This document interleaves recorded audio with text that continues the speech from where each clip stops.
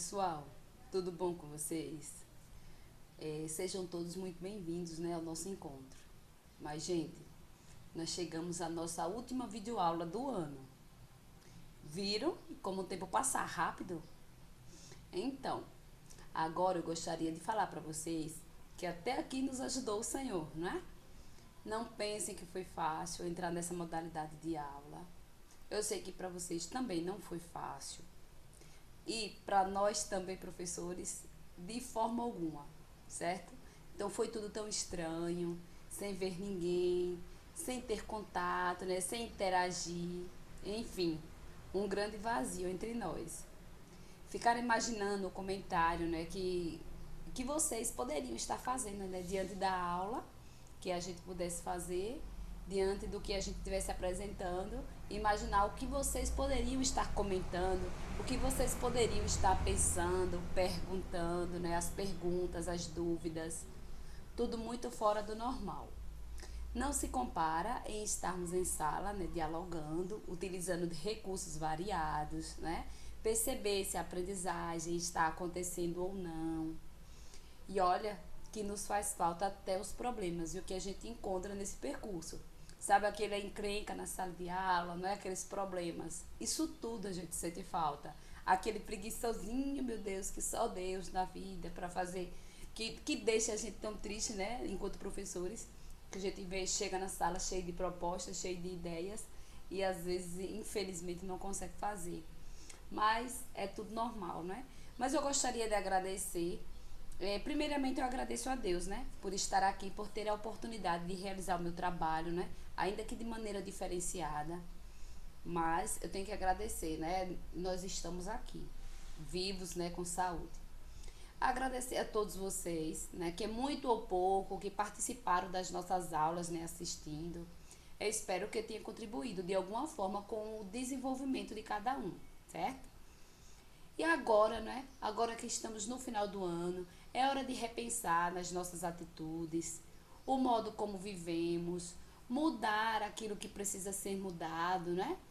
O tempo é o que mais de valioso temos, né? Então a gente precisa aproveitá-lo. O tempo é a nossa vida. E cada ano que se passa é um ano que não volta, não é? Esse ano, então, né, foi um ano de pandemia, que tudo foi diferenciado, com perdas, né? Infelizmente, tivemos muitas perdas e também tivemos conquistas, né?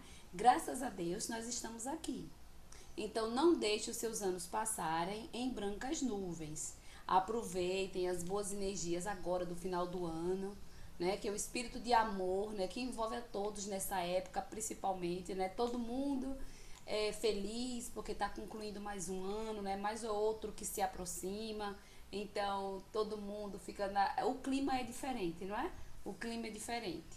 Então, vamos observar o que a gente fez durante esse ano.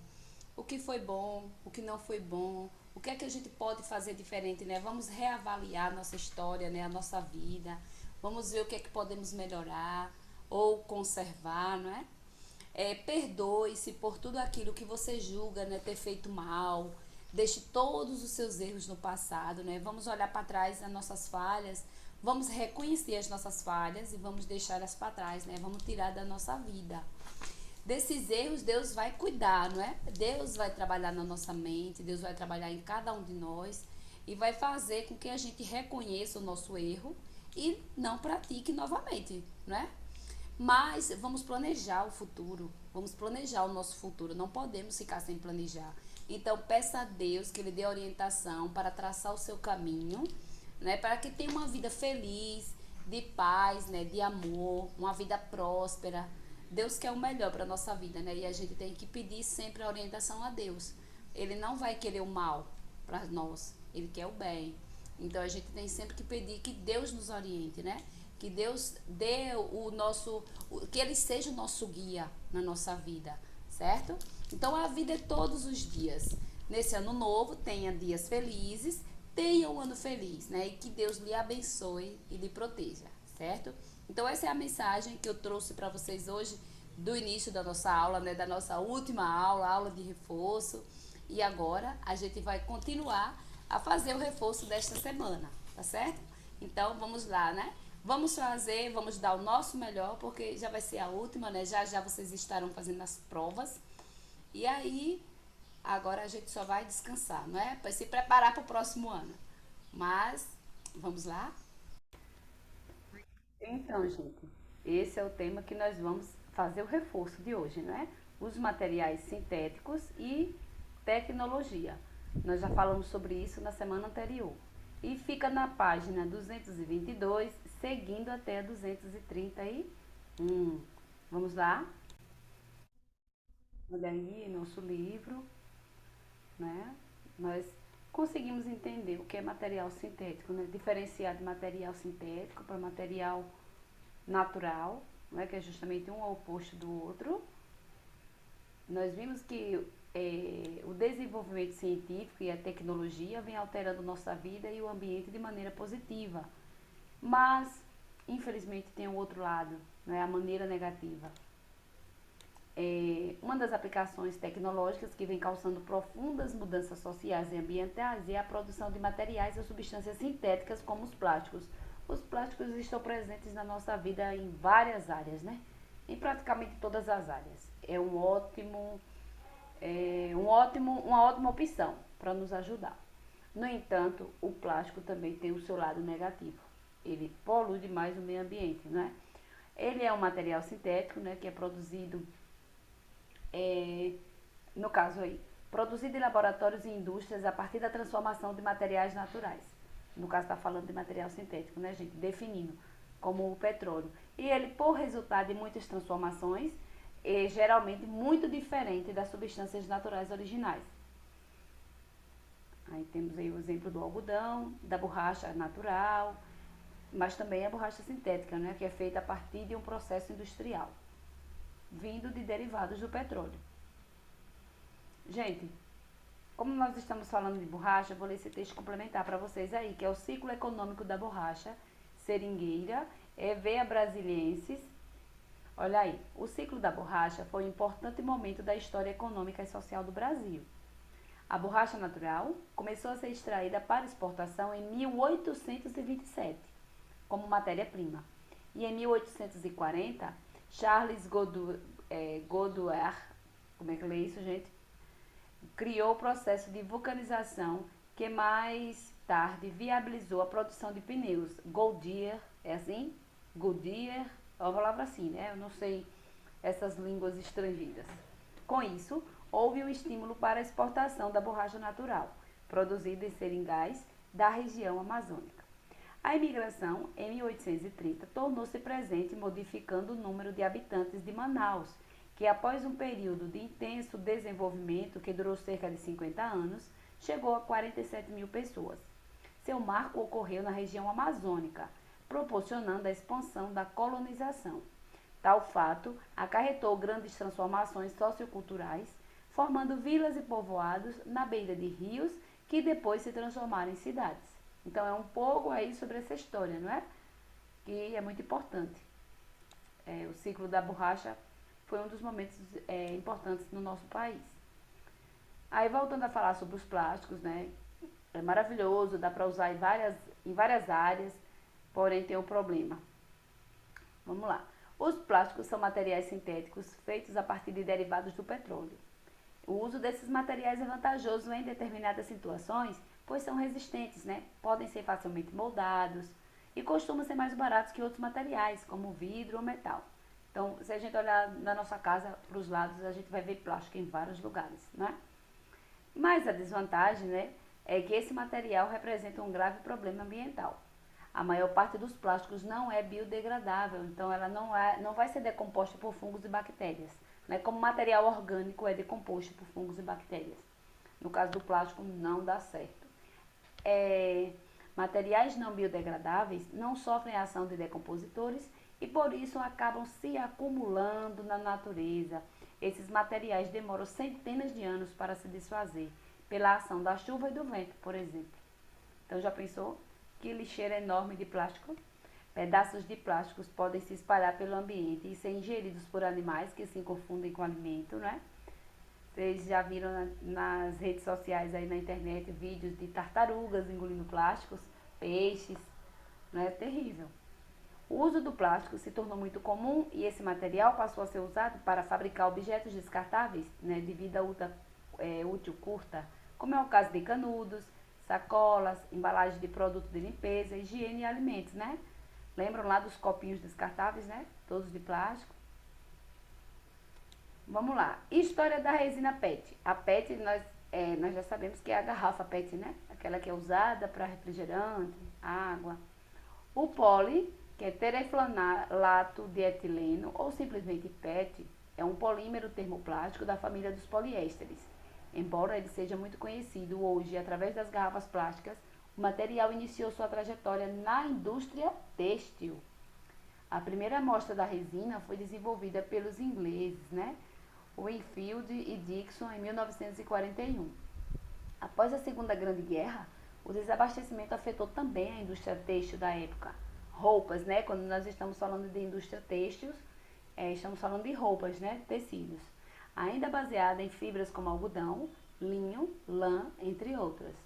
Assim, as pesquisas que levavam à produção de larga escala do poliéster começaram logo após a Segunda Grande Guerra nos Estados Unidos e Europa e baseavam-se nas aplicações têxteis. A ideia era criar alternativas viáveis para as fibras até então usadas, cujos campos estavam destruídos pela guerra. Então, se os campos estavam sem o material, sem a matéria-prima para fazer a roupa, eles precisavam encontrar outro material para produzir, certo? Continuando, olha aqui, nós já falamos sobre o PET, né? Tipos de plásticos. Os plásticos são divididos em dois grandes grupos, né, diferentes: os termoplásticos e os termorrígidos. Essa classificação se baseia nas características de fusão desses materiais. Os termoplásticos podem ser aquecidos e moldados. Quando reaquecidos, eles amolecem e podem ser moldados novamente. Este ciclo reversível de amolecimento e endurecimento é o que permite a reciclagem, uma vez que o processo pode ser repetido numerosas vezes. A maioria dos plásticos é de termoplásticos. Já os plásticos termorrígidos, né, ou termofixos, podem ser moldados apenas uma única vez. Depois de moldados, o reaquecimento poderá provocar a decomposição do material e não a sua fusão. Então, enquanto o termoplástico ele derrete, né? Veja que ele passa por fusão, né? Então ele derrete, ele é moldado novamente. O termofixo não, ele se decompõe, né? Ele acaba se mudando. Por este motivo, a reciclagem é muito difícil. Quando comparados aos termoplásticos, eles apresentam maior estabilidade dimensional, mantêm suas propriedades em uma mais larga faixa de temperaturas, são mais resistentes aos solventes e muito convenientes para usos externos. Os plásticos são muito diferentes entre si, mas todos têm algumas características em comum. Eles podem ser muito resistentes a agentes químicos presentes nos produtos de limpeza doméstica. Podem ser leves e possuem graus variáveis de resistência. Podem ser processados de diversas formas para produzir fibras finíssimas ou objetos complexos, de garrafas a componentes de carros e adesivos. São materiais que, com diferentes aditivos e cores, podem ser usados em um sem número de aplicações. Para reproduzir as características de materiais como algodão, seda e fibras de lã, porcelana e mármore, filmes flexíveis e isolantes térmicos para prédios. Então veja quanta coisa. Os polímeros são normalmente produzidos a partir de petróleo, mas alguns podem ser produzidos a partir do gás natural ou carvão. Então, quanta informação, hein, a respeito do plástico. Vamos lá. Agora o problema do plástico. Um oceano de plástico. As embalagens plásticas podem garantir às pessoas acesso à água limpa, por exemplo. O problema do consumo da água engarrafada é o descarte do plástico, porque a maior parte desse material não costuma ser reciclada. Essas embalagens vão para os aterros sanitários e lixões ou no oceano. Veja aí nessa figura, olha, gente, quanto lixo. Calcula-se que cerca de 90% do lixo flutuante nos oceanos seja formado por materiais plásticos. Se continuar aumentando, o descarte incorreto de resíduos plásticos, né, como garrafas, sacolas e outros objetos feitos desse material, estima-se que em 2050 haverá nos oceanos uma massa maior de plástico do que de peixes. Imagine você encontrar mais plástico que peixe. Além disso, devido ao acúmulo desse material nos organismos, é provável que 99% das aves marinhas terão consumido restos de plástico. Para evitar a chegada do plástico no ambiente marinho, é preciso melhorar o sistema de tratamento do lixo, aumentando a reciclagem e dando destino adequado a cada material, e adotar medidas para reduzir a produção e o consumo de plástico. Além disso, as empresas devem substituir suas embalagens plásticas por outros materiais e os consumidores devem rever seus hábitos. O que cada um de nós pode fazer para reduzir o consumo de plásticos? Já parou para pensar? Vale a pena refletir, né, sobre essa questão. O que é que a gente pode fazer para reduzir esse consumo de tanto plástico? Gente, nós também falamos dos medicamentos, né, que são também materiais sintéticos, né, são produzidos em laboratórios e dependem de longas pesquisas científicas, né, para testar sua eficácia e os efeitos adversos e colaterais. Olha aí. Nós falamos aí de antibióticos, né, o uso indiscriminado e constante desses e de outros medicamentos pode provocar efeitos prejudiciais, como irritação no estômago e até sangramento do tubo digestório. Isso é a gente falando de analgésicos, né? Antitérmicos, anti-inflamatórios. Aí falamos também dos antibióticos, que não pode ser consumido sem orientação médica, né? Porque ele pode levar à seleção de bactérias existentes, né, a esse medicamento e piorar essa situação. Vamos lá. Automedicação, um risco para a saúde. Você já tomou um remédio sem ser orientado pelo médico? Quem que nunca fez isso, né, gente? Quem nunca tomou um analgésico quando sentiu uma dor de cabeça? Ou um anti-inflamatório ao sentir dores musculares ou articulares? Pois saiba que o uso destes e de outros tipos de medicamentos sem a orientação de um médico ou de outros profissionais da saúde pode trazer malefícios ao corpo. A automedicação, ou seja, o ato de tomar remédio sem orientação de um especialista, é uma questão cultural na sociedade. Álvaro Atala explica que o brasileiro segue os costumes dos Estados Unidos, onde medicamentos como paracetamol, ácido acetilsalicílico, multivitamínico, entre outros, são vendidos indiscriminadamente no balcão das farmácias, né? Não precisa de uma receita para você comprar esses remédios. Para ele, essa prática pode ser prejudicial e pode mascarar ou até gerar doenças. Agora falando sério, gente. Às vezes a gente tem tanta dor de cabeça, né, assim, tipo, no dia a dia. Já pensou se cada vez que a gente tivesse uma dor de cabeça, uma dor de barriga, a gente fosse procurar um médico? Será que a gente ia ter esse atendimento assim? Será que ia ser fácil? Não é? Quantas vezes a gente não acha mais fácil ir na farmácia do que ir ao médico? Ou você vai no sistema público ou você vai pagar uma consulta. Aí a gente acaba indo direto na farmácia, né? Vamos lá, a descoberta da penicilina. Muitas invenções e descobertas ocorreram em função das guerras.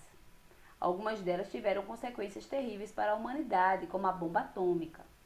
Outras, contudo, foram bastante positivas, como a penicilina. Após retornar dos campos de batalha da Primeira Guerra, o médico oficial escocês Alexander Fleming começou a buscar um tratamento para evitar a morte dos soldados cujos ferimentos haviam sido infectados. Em 1928, ele estava cultivando em placas de vidro um tipo de bactéria causadora de doença, quando observou um fenômeno estranho. Uma das placas tinha sido contaminada por um fungo e ao seu redor havia uma região na qual nenhuma bactéria crescia. Descobriu então que o fungo produzia uma substância capaz de impedir o crescimento das bactérias. Tá vendo que coisa importante? O fungo era uma espécie de gênero Penicillium e a substância produzida foi chamada de penicilina. O problema é que o fungo era difícil de ser cultivado e a quantidade de penicilina produzida era muito pequena. Então, somente no início da década de 1940, a penicilina foi purificada, concentrada e testada, passando então a ser produzida comercialmente. Ó, veja que isso aconteceu em 1928, né, quando ele observou. Mas olha, gente, quanto tempo levou? 1940, até então ela ficar pronta. Essa produção facilitou o tratamento das feridas de guerra durante a Segunda Guerra Mundial. Aqui foi o que ele observou: o fungo, a região que não ocorria o crescimento das bactérias, as bactérias ao redor, mas não se aproximavam do fungo, certo? Que descoberta boa, hein? Vamos lá. Nós também falamos dos defensivos agrícolas, né? Ou também chamados de pesticidas, agroquímicos ou agrotóxicos. Nós vimos que a degradação de muitos deles é muito lenta. Então, assim como ocorre com os plásticos, né? Demora a sumir do ambiente. Então, acabam se acumulando no ambiente, podendo ser transferidos de um organismo para outro ao longo das cadeias alimentares. Por isso, vários tipos de agrotóxicos com degradação muito lenta foram proibidos e substituídos por outros, né, que se degradem mais rapidamente, certo? O problema é que os agrotóxicos podem matar determinados organismos, como a joaninha. A joaninha não é para morrer, não é para matar a joaninha, mas aí o uso do agrotóxico pode acabar com a joaninha. E ela não faz mal, ela faz bem, certo? Vamos lá. Nós também falamos de controle biológico, que é um controle feito sem o uso dos agrotóxicos, né? É uma população vai atacar a outra população, né? Um predador ou parasita da praga. Outra opção também que nós vimos foi a agricultura orgânica, não é? Que se vale dessas e de outras técnicas para evitar o uso de agrotóxicos. Então, usa o controle de predador, usa o predador ou parasita da praga, né, para controlar aquela praga da plantação. E também faz a rotação de culturas, né? Planta uma, tem que ter o conhecimento para fazer isso, mas tem as culturas adequadas para estar se fazendo em um período adequado também. Isso com o intuito de melhorar, né, a produção e de combater as pragas. Tem um texto aqui que eu vou ler para vocês. Análise de agrotóxicos. Quando uma nova molécula com potencial de ser usada como defensivo agrícola é desenvolvida no Brasil, é obrigatório que seja aprovada por órgãos de 3 ministérios. Quais são eles? Agricultura, Pecuária e Abastecimento.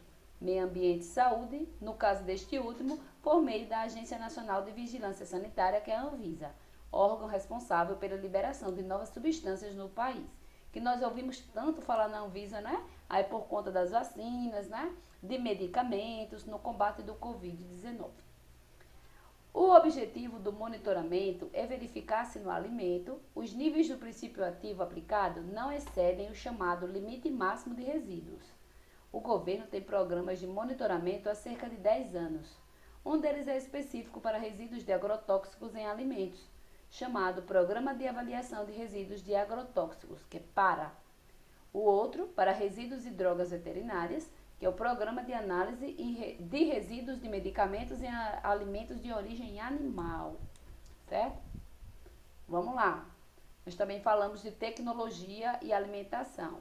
Falamos das técnicas de conservação do alimento, né? O que pode fazer para os alimentos se conservarem, né? Não se degradarem e dá para a gente guardar ele por mais tempo. Aí nós falamos dos refrigerados e congelados, certo? Refrigerar e congelar é uma das maneiras, né, de conservar o alimento por mais tempo, diminuindo, né, as atividades das bactérias e de outros micro-organismos através da temperatura baixa. Nós também falamos em pasteurização, né, por meio dessa técnica, né, alimentos líquidos como leite são aquecidos a uma temperatura adequada por um tempo também determinado e depois resfriados rapidamente, eliminando assim os micro-organismos. Também falamos em salgamento, né, que desidrata o alimento e dificulta a sobrevivência e reprodução de micro-organismos, certo? Nós também falamos de aditivos químicos nos alimentos, né? Aqueles aditivos são produtos que são colocados para dar cores ou acentuar o sabor do alimento, certo? Nós vimos que alguns são encontrados na natureza, né, como os corantes extraídos da beterraba ou os carotenos de vegetais de cor vermelha, etc. E tem outros também que são artificiais, né, ou sintéticos, né, são produzidos. Olha aí, um tipo de aditivo, que é a gordura trans, ele é fabricado por um meio de processo, por um processo que transforma óleos vegetais em gordura sólida. Foram vários aditivos, né, que nós falamos. Aqui eu vou ler esse texto para vocês, complementar métodos de conservação de alimentos, que eu não mostrei para vocês na aula anterior. Os alimentos contêm atividade biológica, levando à perda da qualidade e redução da vida de prateleira. Em todas as fases de seu processamento, os alimentos são suscetíveis a processos deteriorantes e de contaminação, causados principalmente por micro-organismos, enzimas e reações do oxigênio com o ar, modificando suas estruturas primárias.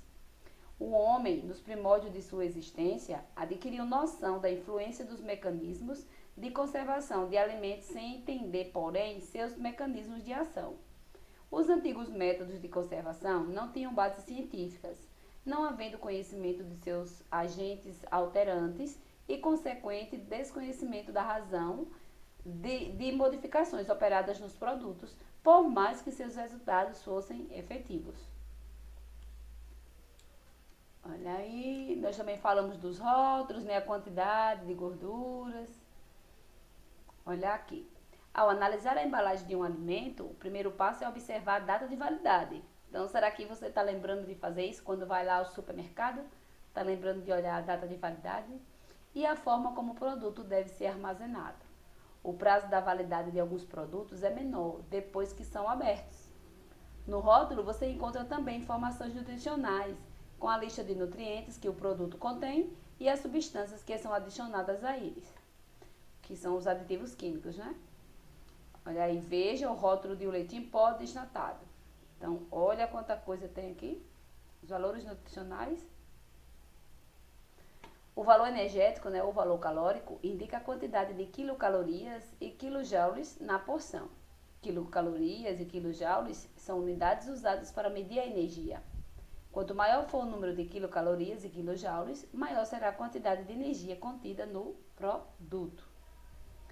E finalizando, nós também falamos de produtos, né, alimentos diet, light e adoçantes, né? Os diet são aqueles feitos sem determinadas substâncias, né? Tipo aqueles que não contêm açúcar. Os light são aqueles que apresentam teor mais baixo de calorias, né, ou de alguma substância, né, como sal, um exemplo. E os adoçantes são produtos usados, né, por pessoas. Vocês devem conhecer, na casa de vocês, tem gente que deve consumir o café com adoçante, né? Não consome açúcar. Com restrição ao consumo de açúcar, as pessoas usam adoçante. Alguns deles são sintéticos e outros são naturais. Vai ser sempre melhor consumir o natural, não é? Vamos lá. Agora, nossa atividade, gente. Olha aí. Nossa atividade é esse texto, né? O texto abaixo trata da descoberta de compostos vegetais que podem ser usados no combate a doenças. Leia-o e responda as questões. Um grupo de 45 pesquisadores identificou compostos químicos extraídos de plantas de áreas remanescentes de Mata Atlântica e do Cerrado Paulista, que em experimentos preliminares de laboratório apresentaram atividade contra fungos, tumores e a doença de Chagas. A seleção de 229 extratos de plantas resultou em 6 espécies com ação antibiótica, das quais 2, as mais conhecidas, já podem ser citadas. Uma é a Rauwolfia selowi, também conhecida como casca de anta ou jasmim grado. É uma árvore que pode chegar a 25 metros, comum nos estados de Minas Gerais e São Paulo. Olha aí a árvore de casca de anta, né? Ou jasmim grado. Outra planta com ação antibiótica é Aspinosperma oliváceo, também conhecida como guatambu ou guatambu branco. Árvore de 10 a 15 metros de altura, frequente na Mata Atlântica de Minas e Santa Catarina, onde é chamada de peroba. Abre-se assim a perspectiva para a descoberta de novos modelos de medicamentos, que a partir das plantas poderiam ser elaborados a custos baixos pela indústria farmacêutica. Do ponto de vista ecológico, a pesquisa apresenta informações valiosas para entender os processos de adaptação das plantas e sua interação com outros seres vivos, e, portanto, fundamentais nos estudos de conservação e do desenvolvimento sustentável das matas remanescentes de São Paulo. Aí vem as questões. A primeira questão você vai procurar, né, as palavras que você não sabe o significado, você vai fazer uma listinha em seu caderno e vai olhar no dicionário, né, e escrever o sinônimo dessas palavras, certo? A definição. Aí a letra B. Onde os pesquisadores encontraram compostos que podem ser usados no combate às doenças, gente? Onde foi que eles encontraram? Vamos lá. Eles encontraram nas plantas, não foi isso? Nas árvores aí, certo? Plantas da Mata Atlântica e do Cerrado Paulista. As outras questões, vocês vão ler aí calmamente e vão enviar para o professor. Gente, daqui a pouquinho, né, nós retornamos com a nossa segunda videoaula desta semana, tá certo? E encerraremos o nosso trabalho. Então, até lá!